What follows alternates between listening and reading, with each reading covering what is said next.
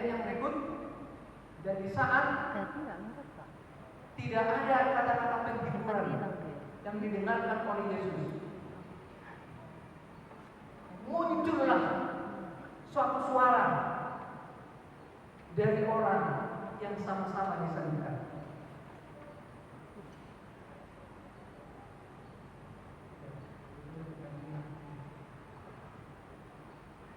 Yaitu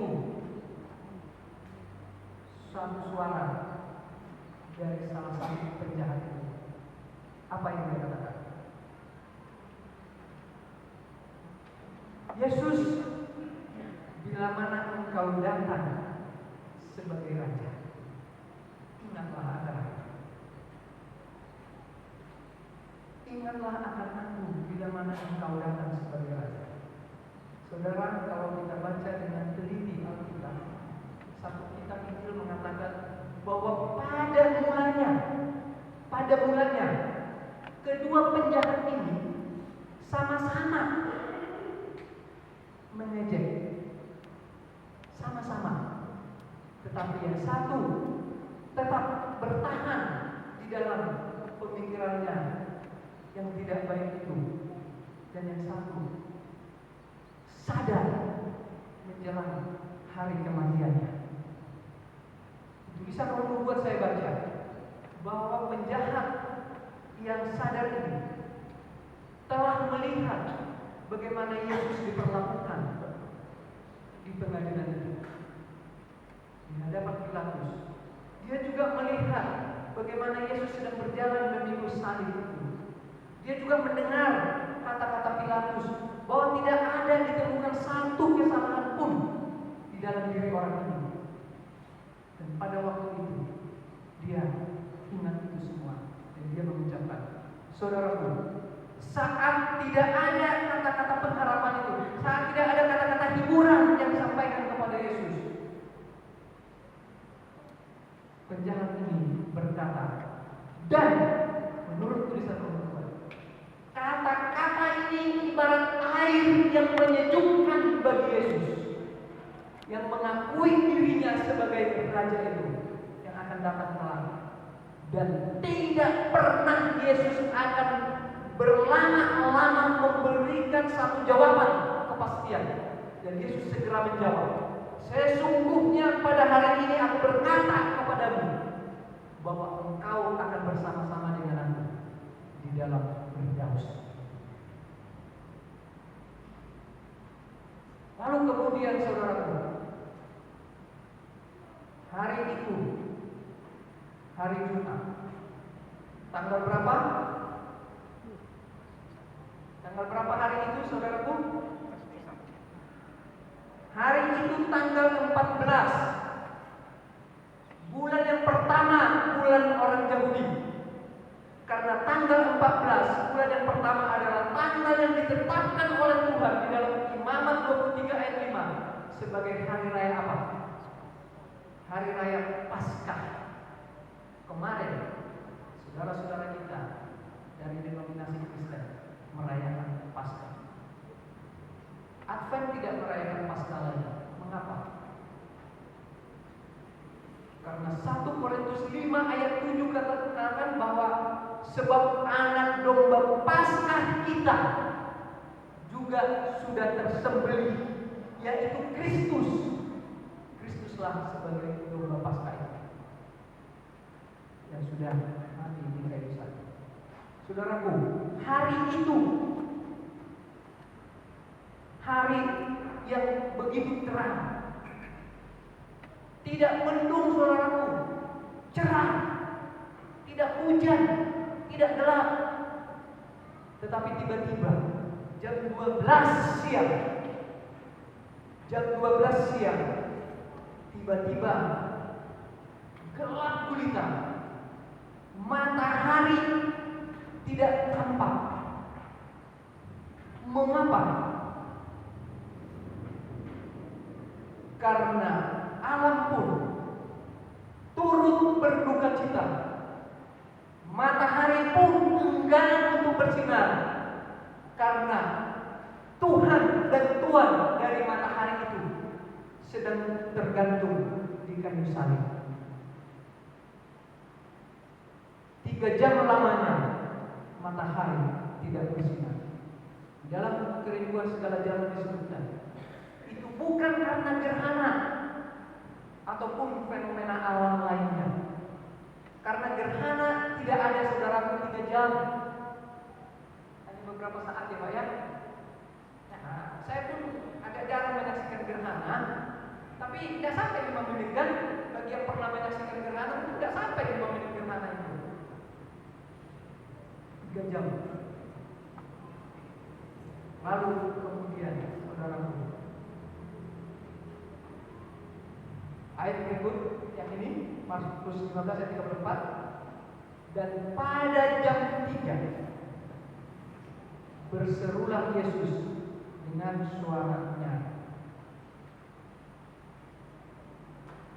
Apa dikatakan? Eloi, Eloi, lama sabachthani. Yang berarti, Allahku, Allahku, mengapa engkau meninggalkanku? Saudara, lama saya untuk bisa memahami dengan tepat arti daripada ucapan Kristus ini. Beberapa kali saya sampaikan, saya tegaskan kepada saudara-saudara kita, apakah Allah memang meninggalkan Yesus? Saya mulai dengan begini. Apakah Bapa itu berkenan terhadap rencana keselamatan? Apakah Bapa itu berkenan terhadap rencana keselamatan? Jawabannya singkat, mudah, pasti. Mengapa? Karena sebelum dunia dijadikan, tadi Bapak Palanji menyinggung, sebelum dunia dijadikan, Dewan Musyawarah Surga itu, memang ada Dewan Musyawarah Surga disebutkan, MPR-nya ada, saudara. Ya. Dewan Musyawarah Surga itu telah menetapkan bila mana nanti manusia yang diciptakan oleh Allah ini jatuh ke dalam dosa, maka Yesus telah dipilih. Dan tentu pada waktu itu belum disebut sebagai Yesus. Dia adalah Allah yang sudah bersama-sama dengan kealahan itu dari semula. Dia sudah ditetapkan. 1 Petrus 1 ayat 18 mengatakan seperti itu. Dia telah dipilih sebelum dunia dijadikan. Berkenan. Pada waktu Yesus lahir ke dunia ini, apakah Allah Bapa itu berkenan tentang rencana kelahiran itu? Bagaimana? Berkenan kepada Bapa? Berkenan. Kemudian sesudah Yesus dibaptis, apakah Allah Bapa berkenan dengan baptisan Yesus itu? Dalam Matius dikatakan, inilah anakku yang dikasihi, kepadanya aku berkenan. Pada waktu Yesus dimuliakan di atas gunung, Matius 17, kalimat yang sama terdengar. Bapa mengatakan, inilah anak yang kukasihi, kepadanya aku berkenan. Apakah menurut pengertian saudara, justru pada saat puncak penebusan ini, Allah Bapa tidak berkenan dan meninggalkannya? Bagaimana? Saudaraku, kemudian saya mengerti gini. Saya imani bahwa Yesus di dalam Markus 15 ini, juga Matius 27, dia tidak sedang mengucapkan kalimat ini kepada Bapa. Dia tidak sedang mengucapkan kalimat ini kepada Bapa. Mengapa? Yang pertama, saya baca di Rom 2. Bapa disebutkan Bapa itu sedang ada di samping salib itu pada waktu itu. Bapa sedang ada di samping salib pada waktu itu. Hanya demi kepentingan manusia diselubungi supaya mata manusia yang berdosa itu tidak mati ketika melihat Allah itu. Ada di halaman 501 versi soft copy. Jadi kalau hard copy-nya saya tidak tahu apa persis sama halamannya. Halaman 501 versi soft copy. Bapa ada di sini. Yang kedua, kenapa saya mengimani bahwa dia tidak sedang berseru kepada Bapa? Karena di sebelumnya pada waktu dia disalibkan itu dimulai dipakukan. Yesus berkata begini, Bapa, ampunilah mereka. Karena dia sedang berkata kepada Bapa. Ayat ini tidak disebutkan Bapakku, Bapakku, mengapa engkau meninggalkan aku? Tetapi disebut Allahku, Allahku, mengapa engkau meninggalkan aku? Dan kemudian yang ketiga, yang mirip dengan nomor 2, secara khusus Yesus katakan di ayat 26 di buku Lukas 23, dia katakan begini, ya Bapa, ke dalam tanganmu kuserahkan nyawa. Jadi di sini dia tidak katakan Bapa, mengapa engkau meninggalkan aku? Barulah kemudian saya mengertinya begini. Yesus itu adalah Allah. Apakah saudara mengaminkan itu? Bahwa Yesus itu adalah Allah yang menjadi manusia. Pada waktu Yesus sudah lahir ke dunia ini, dia adalah Allah dan juga manusia, tubuh manusia dilahirkan dari Maria. Tetapi dia adalah Allah. Salah satu sifat Allah itu baka, tidak bisa mati, saudara. Ya? Allah itu tidak bisa mati, tetapi untuk menebus manusia harus melalui kematian. Itulah makanya Allah menjadi manusia. Nah, pada waktu Yesus di kayu salib itu,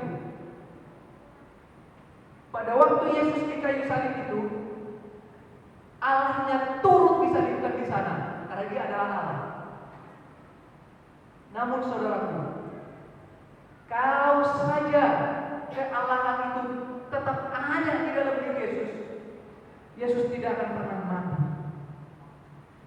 Yesus tidak akan pernah bisa mati, saudaraku, sebagai Allah.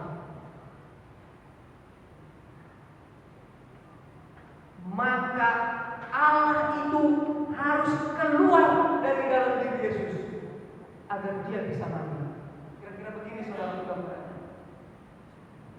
Kalau ini tangan kanan saya ini kealahan dan tangan kiri ini kemanusiaan bertemu di dalam diri Yesus, Allah dan manusia. Itulah manusia Yesus Kristus.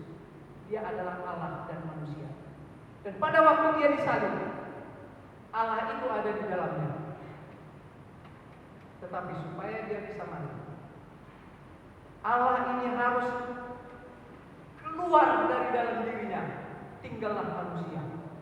Dan pada waktu Allah ini keluar dari dalam dirinya, Yesus merasakan sesuatu yang pedih sekali.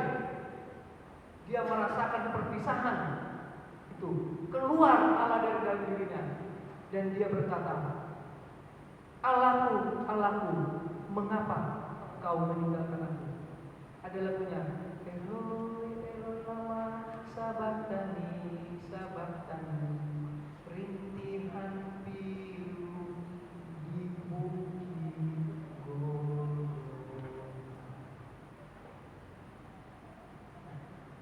Akhirnya Lukas 23 ayat 46, Sesudah Allah itu keluar dari dalam dirinya, maka dengan suara nyaring Yesus berkata, "Ya Bapa, ke dalam tangan-Mu kuserahkan nyawa."